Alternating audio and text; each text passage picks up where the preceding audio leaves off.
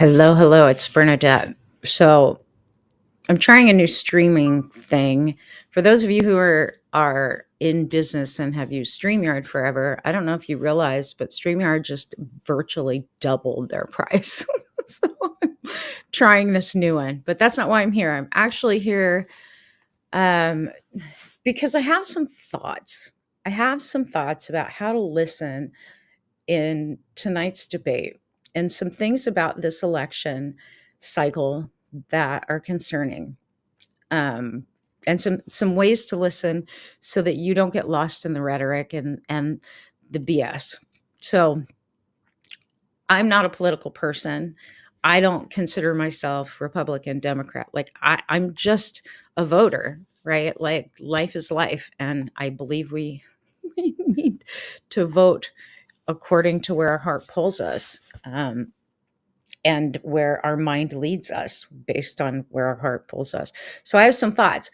But the first thing I want to say is this: there's some funny things when a woman candidate is up for election. I was reading an article in It's Greater Good from Berkeley the other day, and it really sat with me hard. I've talked to a couple of my friends about it, and I pulled the article up. So I'll just good morning. I just want to bring something to your attention. I don't know if you realize one of the things about stereotypes with women, especially middle-aged women who've accomplished a lot, is that they get very judged for being hard asses, like, oh, she's cold, she's this, she's that. The more successful you are as a woman, the more you're judged for these things. Funny, men aren't judged for it. like like the public will attack a woman if she's tough on her employees or her subordinates, and yet men can get away with it all day every day, right? But here's something about the election I don't know if you guys have noticed that was in this article, and I find it very interesting because it was true when Hillary Clinton was running for president as well. Um, they refer to Vice President Harris, right, presidential nominee Harris, as Kamala, her first name. But think about this, and they did the same thing with Hillary Clinton. They called her by her first name. Every other candidate for president that has been a man has been referred to by his last name. President Obama, President Trump, President Biden, right? President Bush. You guys follow me? And yet, a lot of the pundits on the news and political pundits, they refer to presidential nominee Kamala Harris as Kamala, and a lot of times mispronounce her names. Why is that? Because in this article, it says it's a way of familiarizing her and notching her down in status and power. Isn't that interesting? Good morning, Jeff. Did you guys notice that? Out of respect, equality, and respect, we should be referring to her as Vice President Harris, right? We don't call President or presidential nominee Trump Donald. I mean, some people do when they're being sarcastic and rude, right? We didn't call Barack Obama just Barack, presidential nominee or President Barack. No, Obama. Everyone refers to him as Obama.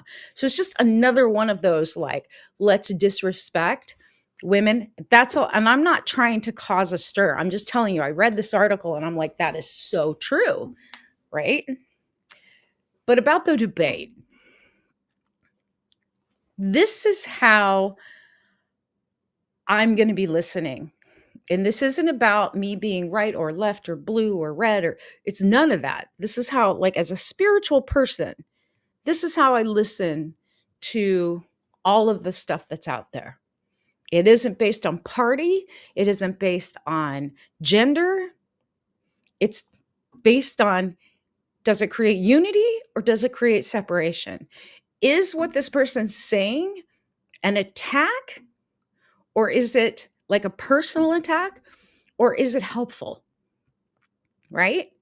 Is it actually useful information? Does it cause unity? Does it cause division? Is it coming from love or is it coming from hate? Is it instilling hope or is it instilling fear? I think if everybody would shift how they're listening, no matter your party affiliation, right? Because let's be real, a lot of the political promises never get delivered. We know this. And it takes forever for change to occur in this country.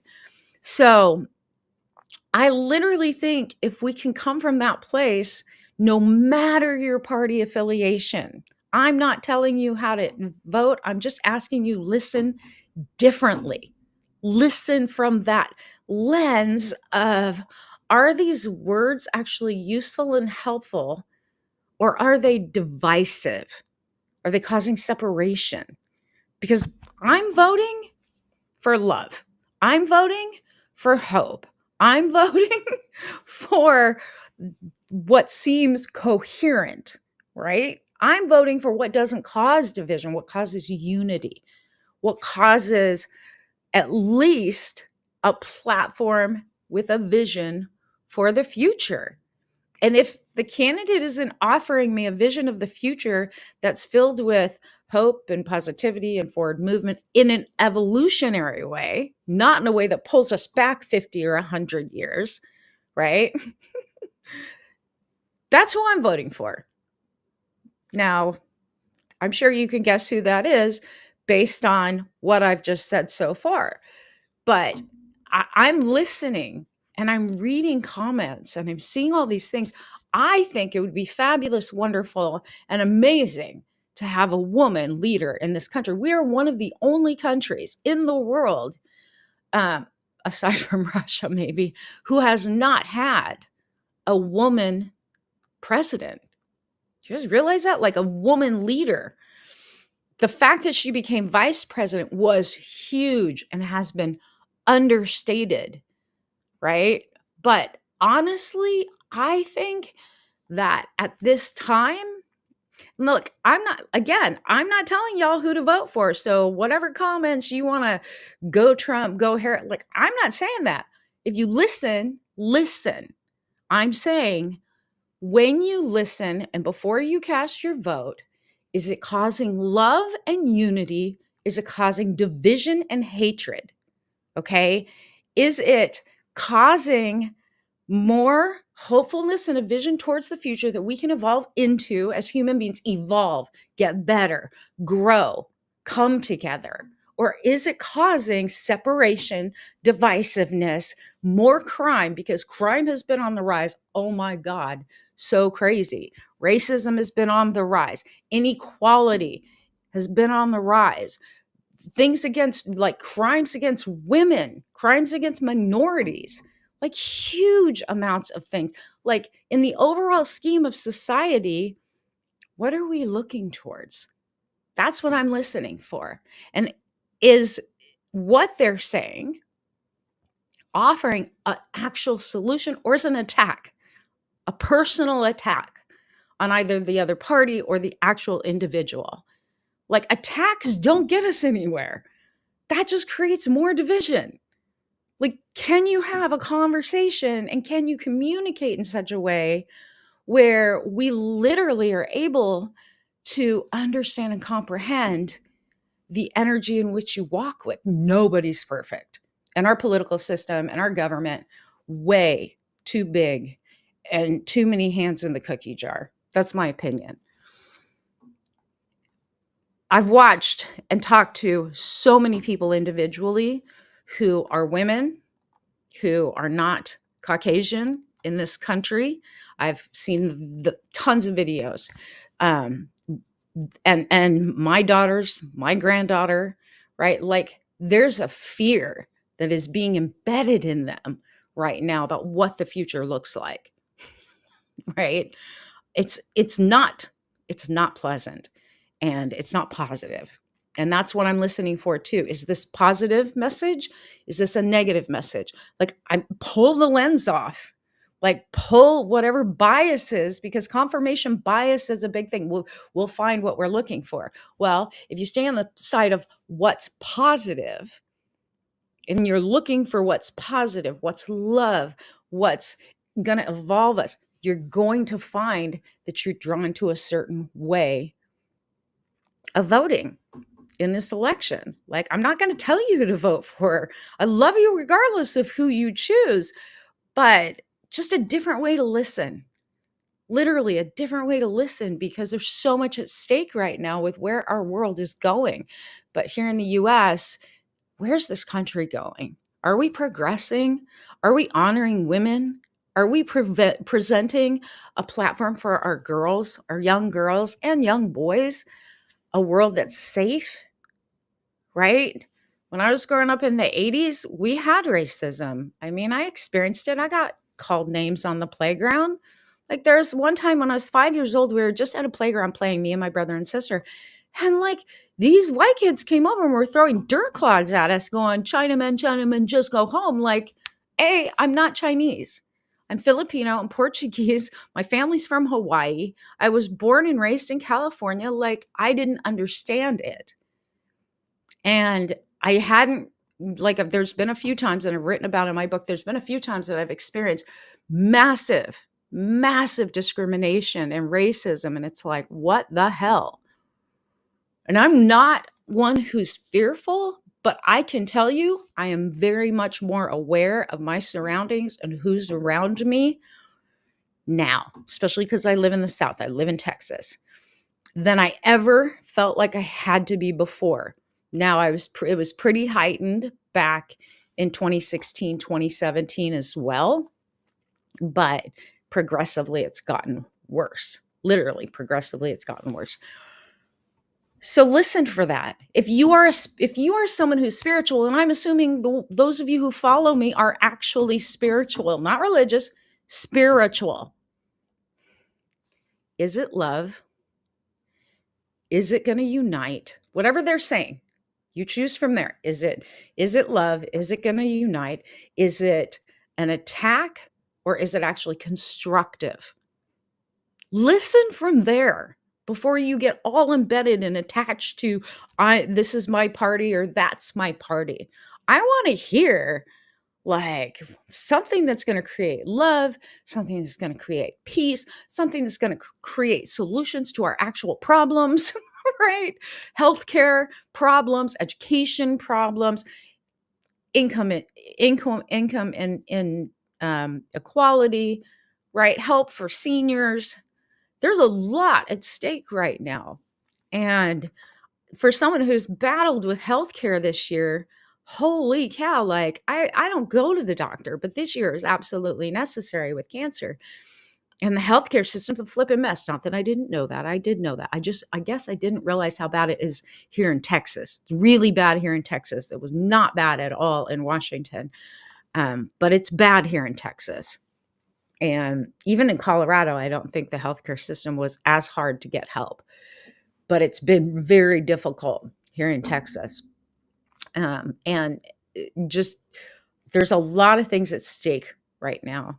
And we have to really listen for like the truth, not what is their opinion, what are they spouting, as far as the promises made, you can take promises only so seriously, really. Politics are politics. There's this is my intention of where I want to take things and what I want to get done. Cool.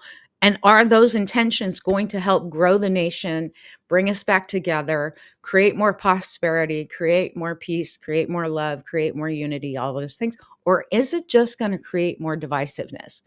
Is it just going to create a bigger gap of wealth between those who have and those who have not? Is it going to create more of a distrust in each other, right? Because there's a huge amount of distrust happening right now.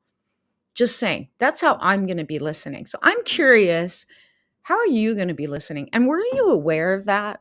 Like, how in the news and even references, how when it comes to a woman, like, we're just put down into that second class, like just put down in our status and power, and look down upon if we do walk with any status and power, period. Right? not held as high esteem as men in leadership. And here's reality. Like, we got a lot of stuff going on. The gun violence right now is, oh my God, over the top. 2 school shootings in a week, 2 back to back within 2 days of each other. It's crazy to me. And then some shooter on the loose in Kentucky. I don't even know if they caught him. I followed it for, the first 24 hours, and I was like, this is insanity. Not Kentucky. Is it Kentucky? It was Kentucky or Tennessee. One of those. My brain's not working. We have a lot of issues at stake right now. Like, for us to feel safe again, for us to rebuild again, for us to have affordable housing and good health care and education. And there's so many things on tap right now that are just ridiculous. Like, it's scary to me. But it's not scary when you sit there and you go, okay, well, I have the power of my vote.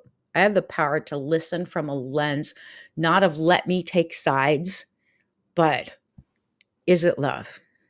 Does it create peace? Right? Simple things, right? Is this someone making a personal attack and demeaning another? Or is this someone just saying, look, here's the differences in the way that we're going to run going forward? Are they actually answering a question as far as what their policy is, what their hope is, what their intention? Because I want to know, what's your intention? What's your intention of where you want to take things? That's my thing anytime someone gets behind the wheel, and I'm a passenger too. Just saying. So I want to know your thoughts on that. Can you listen that way and remove any kind of party affiliation and anything else and just listen that way and open your heart and open your mind? And then if you do, come back to this video and comment as far as what you heard during the debate, because I really want to know. I really want to know. I may or may not listen to it live. It depends on what I have going on tonight. But that's what I'm listening for. Will it unite our country and create love and peace and unity? Or is it going to divide us? Just a thought. Doesn't matter if it's a male or female candidate. Doesn't matter what the political affiliation, the party affiliation is, because I don't affiliate either way, right? Like don't call myself a Democrat. I don't call myself a Republican. I am independent. What I call myself, though, however, is someone who walks with my heart. Hello, Mavericks Mama. And so I am listening from the standpoint of love, peace, truth, right? We can only trust so much of what comes out of people's mouths in politics. However, there's a vibration and there's a feeling, and you can track things by the words that are chosen and the tone which is chosen and what's the intention. So if we come from that place, instead of being so bought into whatever party you're in, you can't go wrong if you follow your heart. And honestly, right now, more and more people need to start coming from a place of remove the blinders and forget about what your affiliation is. Listen. Will it cause peace or will it cause division? Will it cause unity? Will it cause division? Does this feel heavy or does this feel light? Is this an attack or is this constructive?